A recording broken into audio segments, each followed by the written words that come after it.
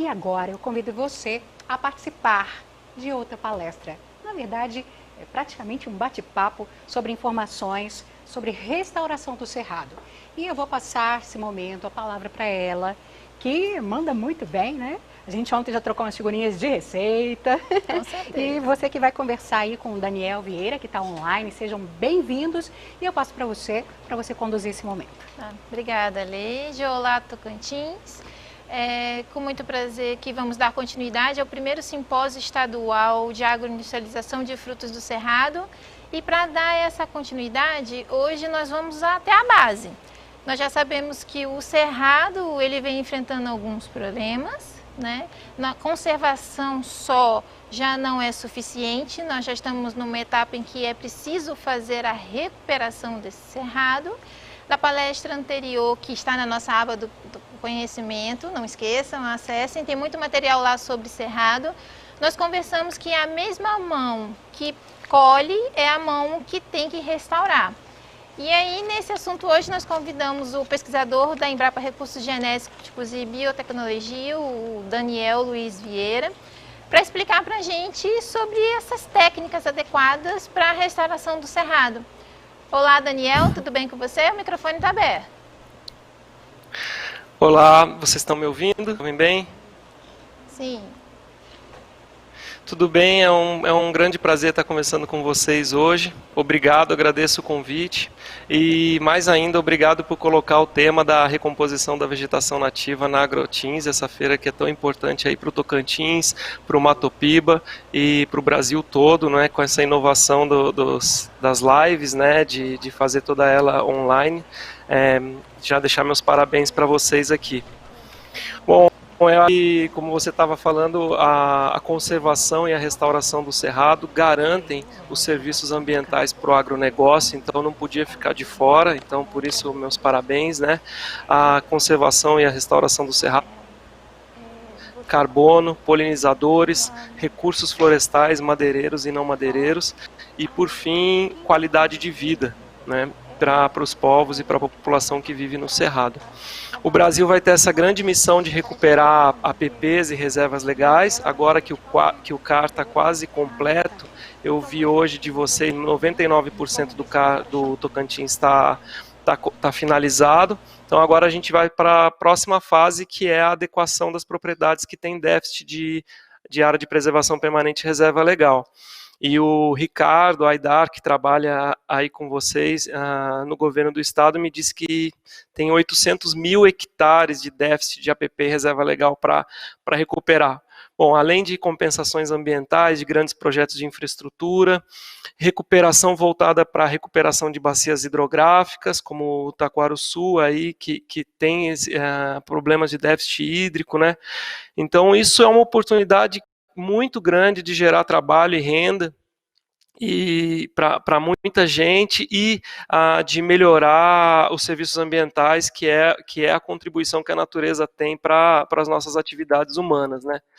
Então, acho que é um tema já muito importante e que espero que alavanque cada vez mais, aí, com mais a intenção dos estados e do próprio agronegócio de contribuir para a recuperação, especialmente a conservação do Cerrado, né?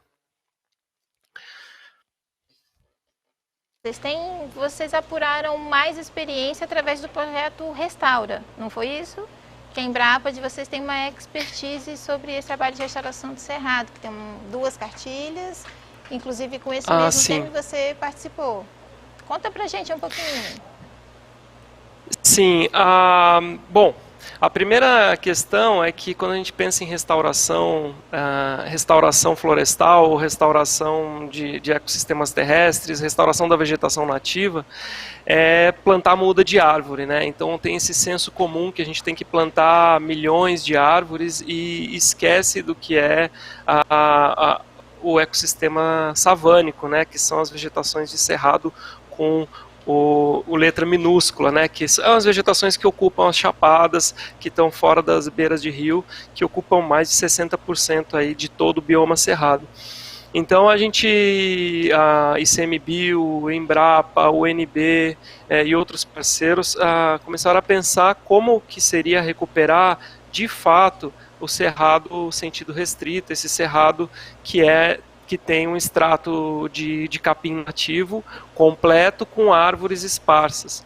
A gente tem trabalhado investigando como se faz isso, porque o tempo de investimento em desenvolver esses métodos de restauração é muito pequeno, né? Isso começou em 2011, 2012, os primeiros trabalhos aqui no Cerrado com isso, e então a gente tem uma série de experimentos, especialmente no Parque Nacional da Chapada dos Veadeiros, coordenado pelo ICMBio, pelo Alexandre Sampaio, e com a nossa participação.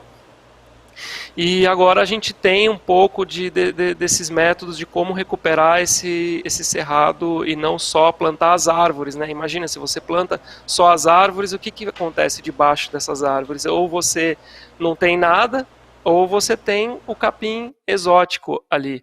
E o capim nativo ele é importante não só para o extrato herbáceo do cerrado, a grande parte da biodiversidade está ali, e ele tem uma função importantíssima para os vegetais do cerrado. É nessa vegetação rasteira, com esse emaranhado de plantas ali embaixo, que faz a água parar, infiltrar e abastecer os rios que vão correr logo depois. Então, é mais ou menos disso que você está perguntando, eu acho, né? No fluxograma de vocês, nós temos alguns parâmetros que vocês vão se guiando para chegarem nas técnicas. O primeiro item é considerar se o solo está degradado. É isso? Sim, para você escolher o melhor método de restauração, você tem... o melhor método vai depender de algumas questões. A primeira questão importante é o que a legislação brasileira permite que seja usado de recuperação. Então a legislação é bastante ampla, ela permite desde não fazer nada ou regeneração natural, até um plantio em área total, inclusive um plantio que use 50% de espécies exóticas perenes, intercalada com as plantas nativas, no caso de reserva legal, ou APPs para propriedades com menos de 4 módulos fiscais. Então, a legislação nos dá, tudo isso é possível. Outra coisa é o objetivo do proprietário. Então a gente ouve muito, começando com técnicos e proprietários rurais, que não têm interesse em gastar com restauração, não quer ter custo com a recomposição da vegetação nativa, quer simplesmente atender à lei. Então ele diz, olha, é só abandonar que as coisas voltam. Então isso pode funcionar, mas nem sempre funciona. Outro discurso que a gente vê por aí o proprietário só vai querer fazer se ele ganhar alguma coisa com isso. Ou seja, nesse caso ele quer gastar, ele vai ter que investir para fazer um bom plantio e boas manutenções e um cultivo para poder colher depois, que é o caso dos sistemas agroflorestais. Também pode funcionar. Mas, além dos objetivos dele, algo que é muito importante é entender qual é o potencial de regeneração natural da área. Ou seja, se você, de fato, para de roçar o pasto, faz o seu acero, tira o gado daquele pasto, para de cultivar, controla a erosão, essa área volta a ter a vegetação nativa, o cerrado volta ali, a floresta volta ali. Isso depende se esse solo tem sementes e tocos ainda rebrotando, por exemplo, pastagens no cerrado tem alta capacidade de rebrota, ou não, por exemplo, uma agricultura intensiva, muito mecanizada, e não tem mais esse potencial de rebrota e não tem mais um banco de semente de plantas nativas.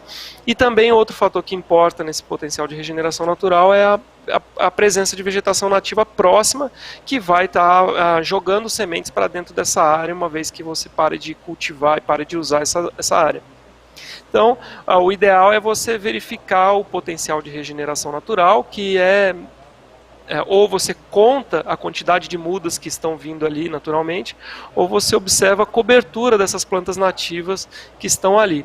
O mais importante do que você olhar para isso é você olhar para isso ao longo do tempo. Então você esperar por 1 ou 2 anos para que esse potencial se expresse. Então se com esses 1 ou 2 ou 3 anos você tem cada vez mais espécies nativas ocorrendo ali e menos solo exposto ou menos um capim exótico, significa que as coisas estão indo bem. Se nesse pequeno intervalo não acontece nada, continua com aquela vegetação exótica ou um solo exposto, por exemplo, então é a hora de você fazer uma intervenção mais, de fato, fazer um plantio ali. E aí você tem plantio, que podem ser o plantio de mudas, a semeadura direta, a gente pode falar um pouco mais sobre esses métodos se vocês tiverem interesse. Isso já seria a nossa próxima pergunta. Para você destacar para a gente justamente esses métodos e técnicas disponíveis que a Embrapa vem trabalhando.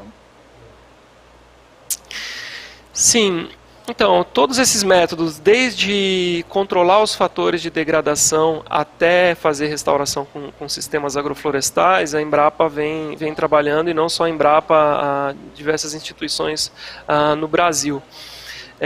O Web Ambiente, não sei se você já falou sobre isso, que é uma plataforma de informação online que tem a maior base de informações sobre espécies nativas de todos os biomas, e também de métodos de recuperação, e tem também umas facilidades onde você informa o tipo de degradação que você tem e ela te informa qual é o possível método mais recomendado e quais são as espécies que tem ali, etc. Então o Web Ambiente ele resume bem esses métodos e foi feito pela coordenação da Embrapa, né, pelo Felipe Ribeiro, que eu acho que ele já participou aí da feira, e diversas instituições com apoio do Ministério do Meio Ambiente. Bom, é isso, se a área tem potencial de regeneração natural, ou seja, você consegue enxergar a vegetação nativa voltando, e ao longo do tempo, cada vez mais ela volta, então isso é o recomendado, esse método. A não ser que você queira sim fazer um uso de sistema agroflorestal, e você pode fazer uma intervenção mesmo que a área esteja regenerando naturalmente. Então é muito simples de ver isso na região norte aí do Tocantins, onde a gente tem a Amazônia, a gente fala muito de juquira, capoeira, que é exatamente esse processo de uma vez que a agricultura ou a pastagem é abandonada, as pioneiras começam a colonizar a área, e que o tempo passa, aquilo fica juquira, capoeira e a floresta volta. O que a gente precisa observar é se, com o tempo, a vegetação está em sucessão, ou seja, cada vez mais espécies chegando, a floresta tendo cada vez árvores maiores, o dossel fechado e debaixo desse dossel, debaixo dessa floresta, novas plantas chegando. É esse que é fazer a recomposição. No caso de vegetação savânica, né, que é o cerrado com C minúsculo, que envolve cerrado sentido restrito, campo sujo, ou até os campos, a gente precisa ver a cobertura da vegetação nativa, não só de árvores, mas essa vegetação nativa voltando, o extrato herbáceo especialmente, né. Agora, se você precisa intervir porque a vegetação não está retornando, não está regenerando naturalmente, então a gente tem principalmente 2 métodos, que é plantio de muda e semeadura direta, né?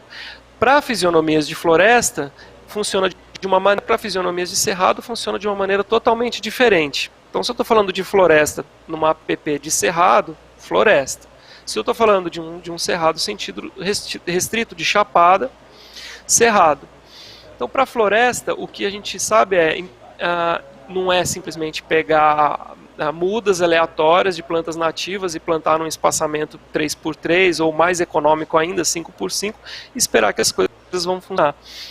De fato, o Brasil é uma escola para o mundo inteiro, para regiões tropicais, de como fazer restauração, especialmente pelos trabalhos da Exalc, com o professor Ricardo Rodrigues, Sérgio Gandolfi e Pedro Brancaleon, onde hoje, depois de uma evolução por décadas de como fazer a restauração, se usam linhas de árvores de crescimento muito rápido, copa densa e larga, alternadas com linhas das maior quantidade de espécies que você puder. Então, a primeira a primeira fase, as linhas de cobertura, elas ocupam o dossel e reduz sua quantidade de manejo, a capina necessária ali, atrai fauna que dispersa mais sementes ali, só que essas plantas fecham e morrem num prazo de cerca de 10 anos. Então a gente precisa das espécies de diversidade que vão assumir a estrutura dessa floresta aí para as próximas décadas ou séculos. Hoje ainda, mesmo esse método de plantio de mudas, que são linhas de cobertura e linhas de diversidade, teve a adição direta de plantas agrícolas, especialmente feijão guandu, nas entrelinhas, para exatamente reduzir mais ainda a quantidade de capina, especialmente capina química, que não é bem-vinda para essas áreas de restauração, né?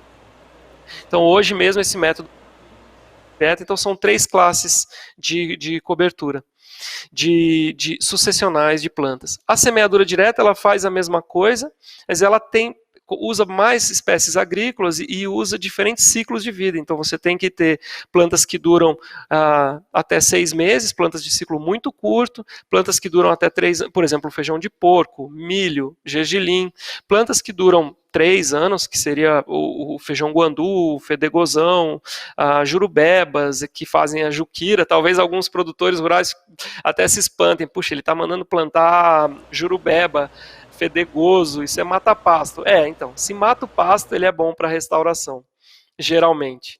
Então, que esses ciclos vão passando, aí sim a gente vai ter as árvores que vão crescer mais e mais e vão permanecer ali por muito tempo, atrair a fauna, e aí a natureza continua seu processo sucessional sem você precisar de mais intervenção.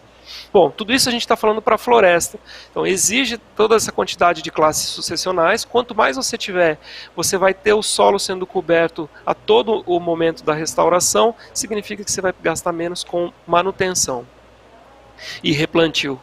Já para as savanas, para o cerrado das chapadas, a história é outra, porque a gente precisa desse extrato herbáceo para cobrir o solo e que é tão importante para a infiltração da água, como eu já falei, né? Então a floresta, ela evapora bastante água, sequestra bastante carbono, só que ela evapora muito, então ela não é tão boa para a infiltração de água, assim como a vegetação de campos e savanas. Por isso elas ocorrem no cerrado, onde tem essa sazonalidade forte e não chove tanto, né? Então, daí é uma das importâncias de se plantar cerrado onde é para ter cerrado. Então, nesse caso, não dá para fazer com muda. Imagina você plantar muda de capim nativo. Você teria que, como elas se expandem muito lentamente, você teria que plantar uma altíssima densidade de mudas. Sei lá, 4 por metro quadrado. Daria 40 mil mudas por hectare. Isso ficaria um valor tão absurdo, inviável. Então não serve para a gente fazer recuperação de áreas grandes, com mais de 1 hectare, por exemplo. A não ser áreas de mineração, áreas de paisagismo, que inclusive a gente pode falar um pouco sobre isso. Tem boas iniciativas usando plantas nativas, especialmente do extrato herbáceo do cerrado, para fazer paisagismo. Mas então a gente trabalha com semeadura direta, só que aí as classes sucessionais são outras. A gente precisa de plantas que cobrem o solo rapidamente e que permaneçam, e isso é feito com esses arbustos e capins nativos. E aí as árvores são também semeadas, só que as árvores demoram muito para cumprir esse papel de estruturar a vegetação, então elas seriam as nossas plantas super tardias nesse processo, nesse método. Aí, dando continuidade, você já falou de várias técnicas, né? E na palestra do Felipe Ribeiro que você citou, que fala da coleta, beneficiamento e armazenamento de sementes, está lá no nosso campo do conhecimento, é só vocês acessarem. Essa ação antrópica que você comentou, que fica esperando o potencial regenerativo a partir do momento só que eu não mexo mais. O cerrado sozinho ele vai se restaurar. Como você enxerga a importância da agricultura familiar ou do agroextrativismo nesse processo de restauração, pensando numa perspectiva futura?